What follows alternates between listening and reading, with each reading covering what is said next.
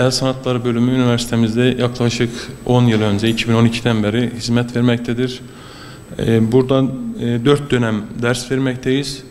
4 dönem sonra öğrencilerimiz mezun olduktan sonra halk eğitim merkezlerinde usta öğretici olarak devam etmekteler veya DYS sınavlarına girerek 4 yıllık fakültelere geçiş yapıp orada 4 yıllık eğitimlerinde tamamlanmış olmaktalar. Teorik dersler ve uygulamalı dersler olmak üzere minyatür, tesip, ebru, çini derslerimiz bulunmakta. Başka diğer atölyelerimizde ise filografi, naht sanatı, ahşap oymacılığı, takı tasarımı dersleri olarak hizmet vermekteyiz.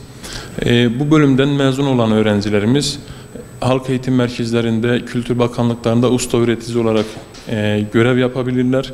Aynı zamanda 4 yıllık fakülteleri geçiş için DYS sınavlarından geçtikten sonra fakülteleri bitirip ondan sonra sanatçı adayı olarak kendilerine iş yerleri açabilir, atölyeler açabilir, orada çalışmalarını yürütebilirler.